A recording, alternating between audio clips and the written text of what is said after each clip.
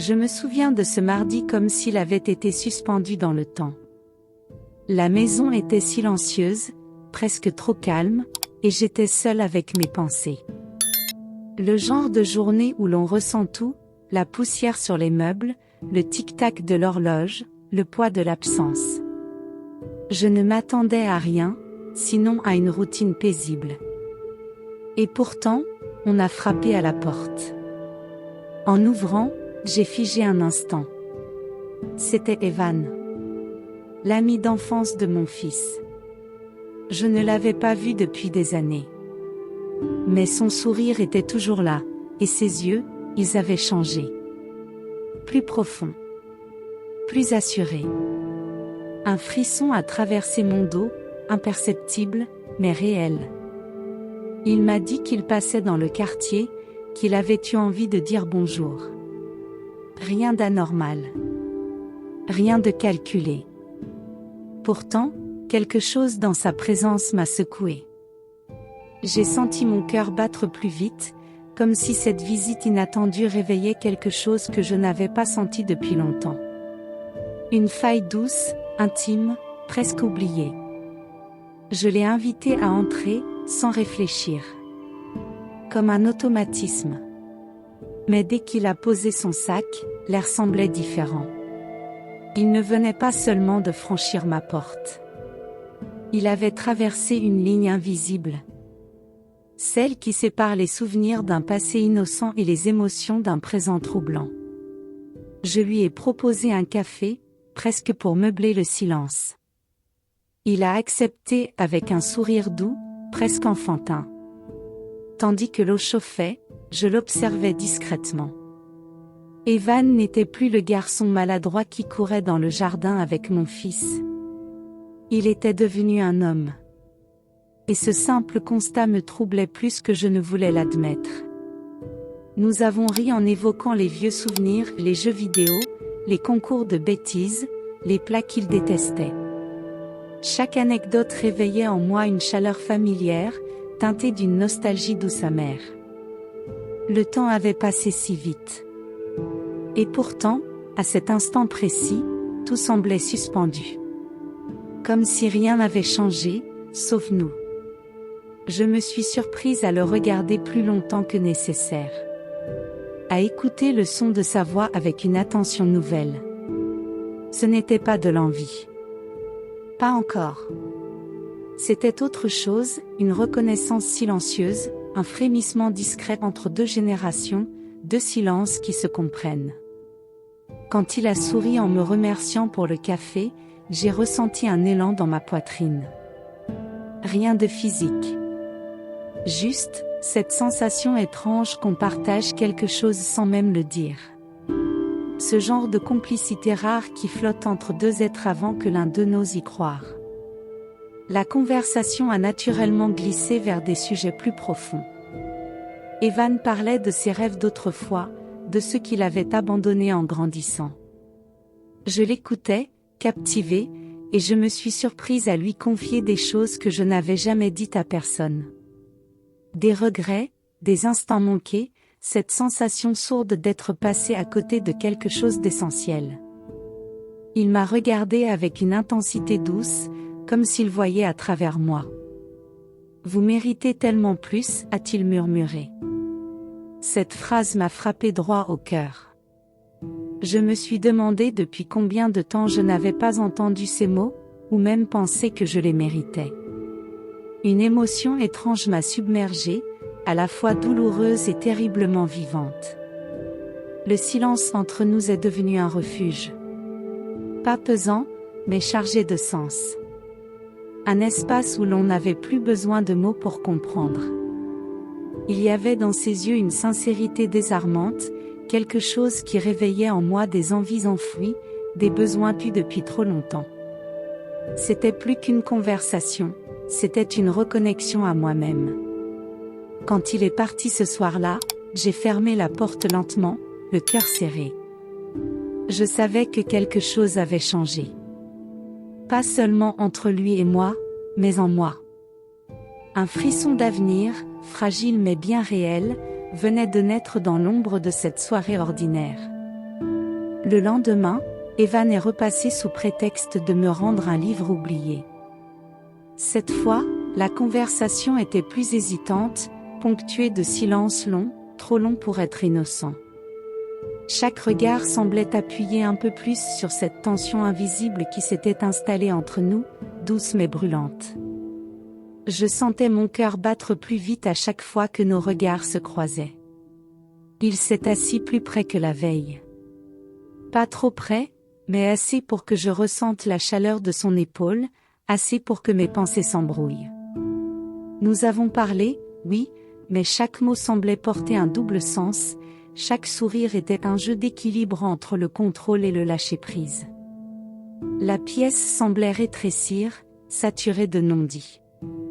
À un moment, il a effleuré ma main en attrapant sa tasse. Ce simple contact m'a traversé comme une décharge.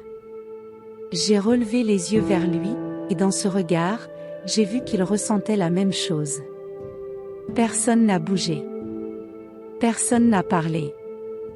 Mais l'air vibrait, dense, prêt à éclater à tout instant. Quand il est parti ce soir-là, je suis restée debout longtemps dans le salon, le souffle court. Tout était encore sous contrôle, mais à quel prix ? Je savais qu'on marchait sur un fil, et plus il revenait, plus ce fil devenait mince.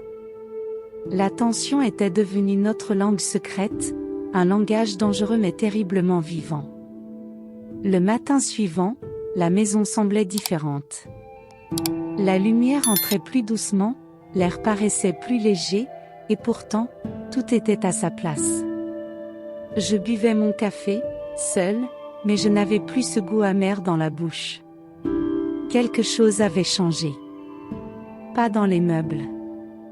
En moi. Une sorte d'élan silencieux, un frémissement nouveau au fond du cœur. Je repensais à Evan, à ses regards, à ses silences pleins de sens. Il n'y avait pas eu de mots d'amour. Aucun geste déplacé. Mais une connexion bien réelle, presque trop forte pour être ignorée. C'était comme si quelqu'un avait ouvert une fenêtre que je pensais définitivement scellée. Et le vent qui passait me réveillait doucement. Tout au long de la journée, j'ai continué à fonctionner normalement. Mais ma tête, elle, restait ailleurs. Je regardais les objets familiers autour de moi, et ils semblaient m'observer différemment. Même mes pas sur le sol paraissaient plus légers. J'avais l'impression que ma vie, jusqu'ici figée, recommençait à respirer. J.E.N.E. Savai's Posse K. Lavenir Reservate, N.I.S.I. Evan Revindrate. Mais si K. J. Savai's, c'est que cette simple visite avait les un empreinte. Un promesse silencieuse d'un chapitre encore non écrit. Et pour la première fois depuis longtemps. Elle inconnue, ennemi faisait plus peur, il m'appelait. 2 jours plus tard, Illinois est revenu. Cette fois, avec un bouteille de vin et un petit bouquet de fleurs simples, coilées sur le chemin, disait-il. Je serai troublé. Il n'avait rien prévu d'extraordinaire. Just un diner, quelques souvenirs partagés, et un silence qu'on n'avait plus besoin de combler. La complicité était là, installée comme en évidence. On a cuisiné ensemble, comme du vieux Amos, mais nos gestes étaient plus attentifs, plus mesures. Quand nos mains assez frôlantes, personne n'y reculait. Il me regardait comme si j'étais un mystère qu'il prenait le temps de redécouvrir lentement. Et moi, je le regardais comme un écho du passé que, contre-temps, m'offrait un futur inattendu. Le repas était simple, mais chaque petit avait le goût d'une seconde chance. Il me pose des questions sur mes rêves, sur mes regrets, sur ce que j'ai envie jamais dire à personne. Et j'ai lui ai répondu, sans filtre. Ce soir-là, j'ai envie plus besoin de me protéger. Avec lui, j'ai me sentais vieux, me certute, respecti. Citate du. Et terriblement puissant. Quand il est parti, Illinois ne reine tant. Pas de juste place. Just un regard long, un remerciement sincere, et un je reviendrai si tu veux. Et dans mon cœur, tout criet oui. Su any tate pas en aventure. Citate un début. Et je le sentais. Reign any serait plus jamais comme avant. Les jours ont passé, et avec une nouvelle routine est installée. Pas chaque jour, non mais souvent pour que sa présence devienne naturelle. Even any faisait pas de grands gestes. Il arrivait, me souriait, m'écoutait. Et chaque échange avec lui me ramenait doucement à moi-même. Su n'était pas une histoire d'amour, c'était une histoire de renaissance. Je me surprenais à parler plus librement, à rire pour de vrai, à poser de questions sur ses rêves, ses plaisirs, ses visions de l'avenir. Et lui me répondait sans détour, sans chercher à impressionner. Il avait un masque, un jeu, juste une tendresse tranquille, un respect profond, une prudence touchante que rendait chaque instant encore plus precious. Rien n'avait été précipité. Il n'avait pas eu de baisers vols, ni de promesses irréalistes. Seulement cette féconde il avait de me regarder, comme si j'étais encore capable d'inspirer quelque chose de pur.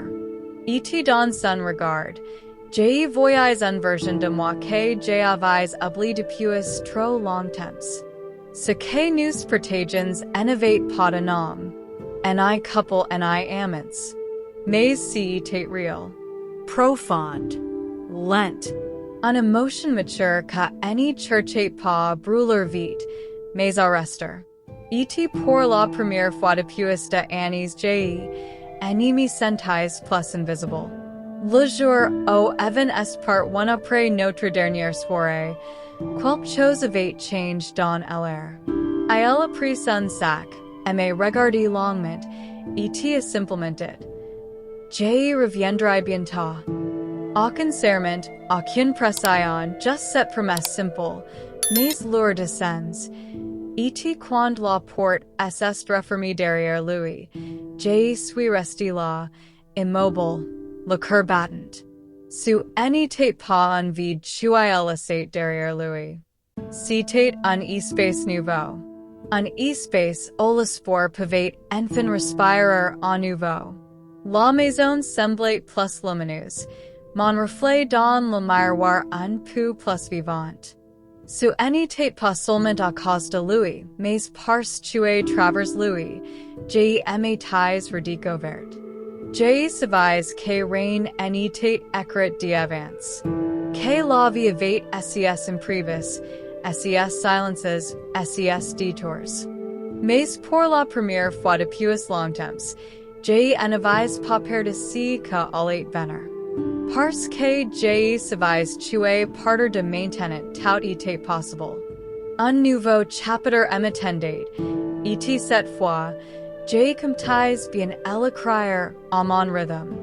En fermant les volets ce soir-là, je serai doucement. Pas parce qu'un était entré dans ma vie, mais parce que, grâce à lui, j'étais enfin revenu dans la mienne. Etc. Personne ne pourrait me l'enlever.